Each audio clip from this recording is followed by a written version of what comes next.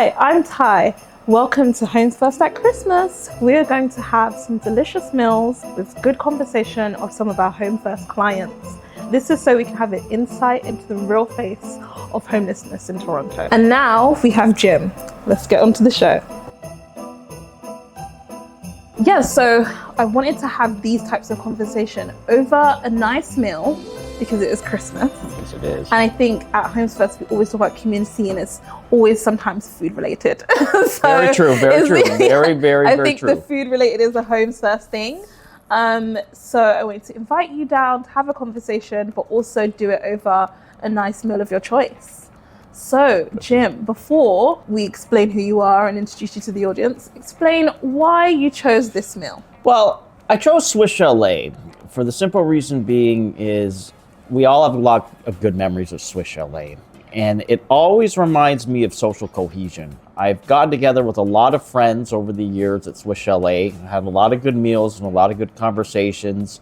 And I like to think we've got a lot of problems solved over Swiss Chalet meals. So it evokes happy memories and it goes along the lines of social cohesion. And that's what I'm looking for. Perfect. I'm really excited because I've never had it before. Oh my goodness. No. Never? I know. I know people from certain other regions of the world, such as the UK or the US, when they come here, they do develop a strong attachment to it. Yeah. I've seen numerous, and I will remind you right now, it is addictive. This is a Canadian staple. Yes, it is. Okay. And I could remember I had a friend, a co-worker, who was from Africa, and he was in Canada for about 4 weeks, and it was first day on the job. And I made the suggestion that we go to Swiss Chalet. He gladly accepted, and he was just blown away. Okay. He just could not eat. He just was overjoyed. I'm excited. Yes, I would highly recommend you try this. You'll enjoy it. Great. So do you want to tuck in? Let's start serving ourselves. So Certainly. Yeah. All right. I think this is like the British in me. Which part of Britain are you from? I'm from London. Okay. So I've been here for 4 years. Oh, excellent. I came in literally in the middle of the pandemic.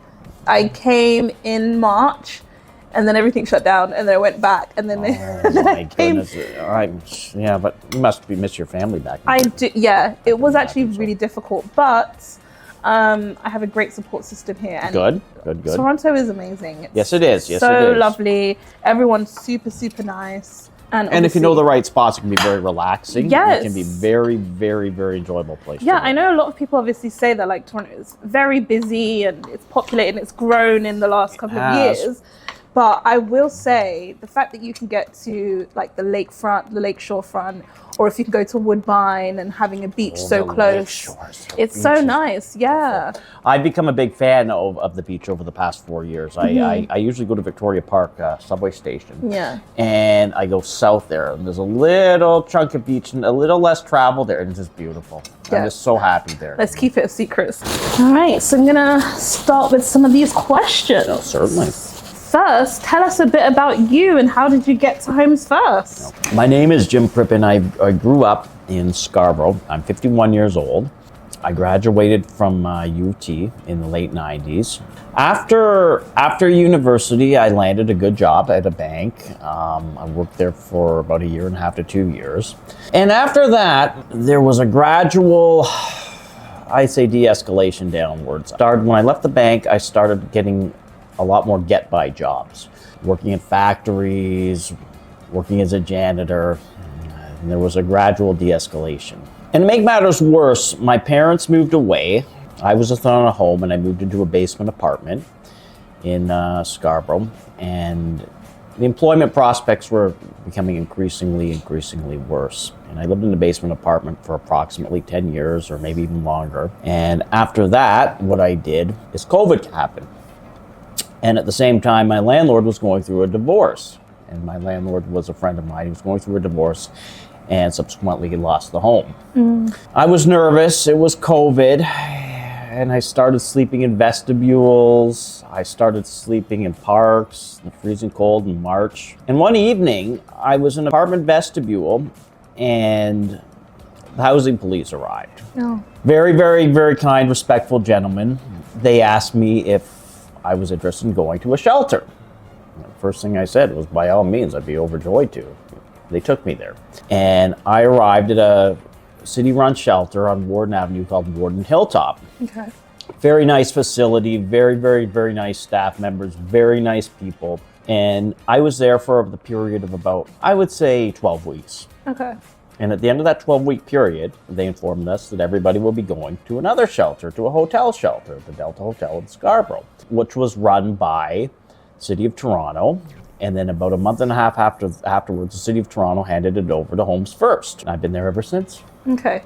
So that's 4 years? That's correct, yes. 4 years now. Yeah. 4.5. So what is it like being at Delta? Because you have this hotel, so you have the individual units, right? It's the greatest thing that ever happened to me in my life. I can honestly say that living in the Delta under Homes First in Scarborough has just been the most wonderful experience. I've made so many friends. I have become so friendly with the staff there and the residents there. I feel like it's all family, and at the same time, the staff at Homes First made arrangements for me to meet up with other subsequent organizations outside, which helped me gain employment, valid employment, great employment. And I found my calling. Yeah. So I literally, Ty, had to become homeless to find my true niche and calling in life. And I've been working in harm reduction and peer support ever since for St. Stephen's Community Services, which is strongly affiliated with Homes First. And that's where I've been for the past 4.5 years. And I could not have asked for a better outcome for being homeless. It's just the most wonderful place to live, and it's more cohesive, exciting, very, very, very, very, very happy times. Yeah. I think a lot of times people look at Homes First or organizations like ours and have very much different misconceptions of our residents there. And then we meet individuals like yourself and Leanne, who we met earlier, that tell a different story in terms of what life is at shelters or at housing units. The idea of community, what does that mean to you? Like, what is the community like? Yeah. It means everything to me. I think being homeless, you realize the importance of community. You realize the importance of friends. You realize the importance of love and the need for other people and other people to help you maintain your composure and help you maintain your optimism. I always am somebody that maintains a list of between 8 to 10 friends and very, very good friends that I socialize with. We watch movies together, we eat food together, we chat together, we talk about the future together and the past together, we talk about music, whatever, sports, current events. We always make the effort at social cohesion, which I'm finding is very much the case at Delta, and this is the reason why I stayed there for so long. Yeah, and I think obviously now with like the changing of, I guess, the environment and everything that's happened post-pandemic, Delta maybe is closing. Regrettably so. Yes. So what are your thoughts in terms of the city's decision to close that? And you can be honest in terms of how you feel. So what are your thoughts in terms of having somewhere that is such a good community hub maybe being taken away? I'm very heartbroken. Yeah. I'm very heartbroken. I would say shattered. It is my hope that the government and Homes First and everybody else involved would make the effort to pursue similar ventures to the Delta in the future that are very similar. In terms of you said that you've obviously been able to gain employment, what were some of the programs or even some of the classes or events that you were able to partake in at Delta that you enjoyed? Any good memories that you remember? 100 million. When my friend Melody entered the scene most recently in the past 2 years, Melody really got down to work, and I was basically she joined the same time that I got my public liaison job at Delta, being a representative to the outside community. And some of the programs that Melody put together were just outstanding. It didn't matter if it was a barbecue at the beach with 20 clients, or trip to the CNE, or social get-together with the senior citizens from a local church, or going to Hyde Park. The list goes on and on and on. We had so much togetherness. You guys had a talent show. Yeah. Halloween party. It was just off the charts. And the Christmas get-togethers with the giving of the clothes, the donations to the clients. you just saw the togetherness, you saw the cohesion, and you saw the warmth. And it was wonderful. And we also had trips to the Science Center to go see movies. We went to plays. We had so many opportunities to get people out and to interact and see things that were going on and just having a good time. On serious topics, we had outside organizations that got involved, that helped the Delta and Homes First set up our harm reduction programs, our saving of lives for people that were that had opioid addictions. We educated harm reduction workers. I became a harm reduction worker there, and as I said earlier, it was my calling, and we did all that. And we had training sessions for CPR and oxygen, and you name it. It was nonstop, and it was wonderful, and it was just the most incredible thing anybody could have ever asked for. The outpouring of support we had from outside organizations and inside organizations, being Homes First, was just incredible. Yeah. Shout out to Melody as well. Oh, Melody Amazing. Is just beautiful. She's the most wonderful person. I'm just so honored to know her. She's been a dear friend of mine for 2 years now, almost 2 years now, and she always will be. What is a Homes First Christmas like? Oh, well, we've had concerts in the past. We've had a wonderful meal, wonderful turkey meal or prime rib, and usually what it's like is basically interacting with people and having perhaps a glass of wine or two and reminiscing about the year that passed, what our ideas are for the future. And just getting together and being together, being a family that cares for one another and one another's well-being. That's usually what a Homes First Christmas is like. Lovely. Okay, and then what are your thoughts now, and just in terms of like the environment, the landscape of Toronto now? Housing prices were bad before, are even worse now. Yes. What is considered affordable housing has been announced recently, and one-bedroom units are $1,300. That's considered affordable. What are your thoughts? Mm-hmm. People are also obviously accessing food banks in droves at this point. Left, right, and center. Yeah, whether you have a quote-unquote full-time job, part-time job, or quote-unquote or 2 jobs, or a great job. Yeah, people are still accessing food banks now. Yes. There's like 1 or 2 paychecks away from being homeless now. Yes. So what are your thoughts of this current environment, this current climate? The current climate in Toronto is regrettably scary. As everybody knows, there's a heavy problem now with inflation. And unfortunately with this inflation, prices have gone through the roof, as everybody knows. And as well as the fact we do have a serious shortage in housing supply in the city of Toronto, which is so unbelievably low that it's causing people to become homeless that would not fit the stereotypical view of what a homeless person is. And it's, as you said, it's 2 paychecks away. Sometimes it's 1 paycheck away from losing things. And these are people with great jobs that are great contributors to society that never would have dreamt of becoming homeless, but they have, because they just cannot afford to keep up with the Toronto way of doing things, the Toronto prices. My opinion is that the situation in Toronto right now is extremely, extremely difficult for all of us. What are your thoughts in terms of what the city could be doing, what even Homes First could be doing to make a difference in that? I think as far as the city goes, we're really lucky with who we've got running City Hall. I think Mayor Chow is a great person, and she's basically working 24 hours a day to solve the homeless problem. No question about that, but it's tough. Okay, it's really, really tough because there's 2 levels of government, the federal and the provincial, that are just not doing their weight. We have a provincial government that's not naturally inclined to be thinking about poor. We have a federal government that is basically in a situation now where they're running deficits and they don't have the money as much as we would like to put into the homelessness problem. If I was to say broadly, or loosely, the one thing that I would encourage the City of Toronto to do is the programs that we're doing right now in terms of constructing these new units, these shelters, these community housing projects are excellent. But we got to do more. We got to at least double it or triple it and keep at it.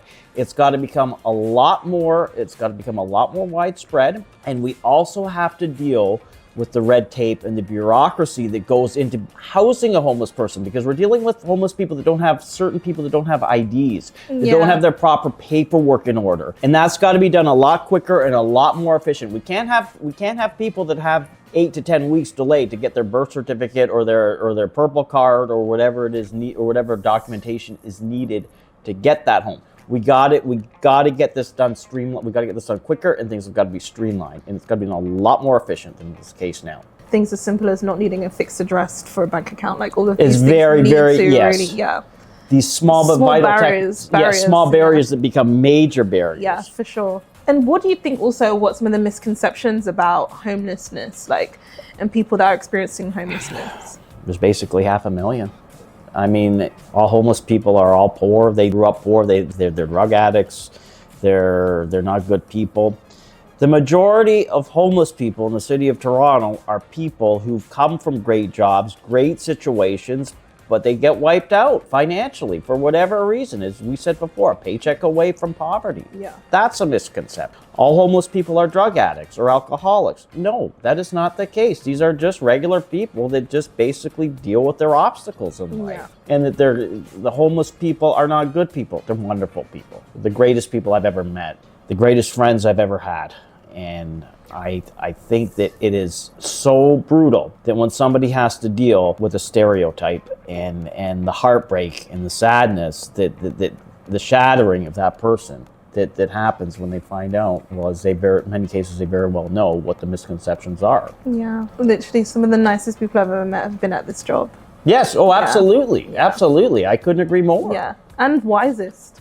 Yes, exactly. Wisest. The like, wisdom. Always wisdom, great stories. I always learn when I meet clients. Like, my favorite days and best days of this job has been going to different locations and meeting clients. People always learn. It's just so nice. Everyone is always so lovely. And exactly. And they want to share their advice, which is very useful because a lot of them have tenacity. They've been through the hard times, and they've had life experiences, and they can help you learn coping skills. Yeah, with the influx of immigration happening, and there has been a difference in Canada, specifically Toronto, recently. And there seems to be fear. I think fear is kind of the unknown of what an influx of immigrants coming to Canada looks like. Our homeless shelters and our housing units are very multicultural. Yes. That's the best part. I was going to say, what is your thought of having a multicultural society? My thought? Yeah. Well, I grew up in Scarborough, and I went through the school system in Scarborough, and went to University of Toronto, and basically the United Nations has been part of my life since I was 4 years old. I've interacted with every culture under the sun. And of course, as you said a minute ago, the homeless community is very multicultural as well. So my opinions of it is all my friends are usually not my background. I've never not had multicultural connections to all the communities in Toronto. And I think it's what makes us rich, which makes us good as a society, and makes us basically the envy to the world. I think we're dealing with a lot of immigrant fear right now in the United States, regrettably, okay? And I don't think that's going to last forever, but I think in the current environment, it's there. I think we in the city of Toronto, in Canada, can be an example to the world and show them what we've done as a multicultural society. And that will always be my number one priority. So yeah, multiculturalism is just a wonderful part of living in Toronto. I agree. So we are at the end of the year. It's Christmas time. Yes, it is. What are your hopes for 2025? My hopes for 2025 would probably be to secure some form of permanent housing vis-a-vis Homes First. I don't know exactly how it's going to look, where it's going to be, or what it'll be, but that's my number one hope, would be to secure permanent housing and to see all my friends at Delta in some size, shape, or form land on their feet, and see more initiatives, more innovation coming out of City Hall to help our homeless communities and to help people get back on track and live their lives and live great, productive lives, get good jobs, and basically get the show on the road. And do you have a message for Homes First, even some of the staff that you've worked with? The staff at Homes First that I've worked with, it's basically become my family. My message to them is, first of all, thank them, and I love them a lot, and we're gonna just keep going, and I'm gonna tell them to keep up the good work and keep hacking away at it and keep helping people and keep doing what you're doing, because you're doing a great thing and you're helping out the city, you're helping out everybody in this city that's dealing with this, and you're making a great contribution. Keep it going. And then also, do you have a message for the rest of Toronto? Yeah, my message for the city of Toronto is we've got to make the housing problem disappear, and we can do it with everybody's support. Okay, if we build some more, we keep generating jobs, we keep the cohesion going, we keep the happiness going, the optimism. Things will be okay, but it will take the input and the effort of everybody, City Hall and every citizen. And please, please, please don't categorize homeless people as being bad people or being problematic people. It could just as easily happen to anybody. I totally agree. Well, thank you so much. Well, thank you for having me. We'll say cheers to 2025. And to you. Thank you very much, Ty. Thank you. Okay. This is Coke, by the way. In case anyone thinks it's something else. No, certainly. Sure. Oh, I see what you're saying. It's okay. Cheers. Certainly. Cheers. Absolutely. Thank you. Thank you for having me. Okay.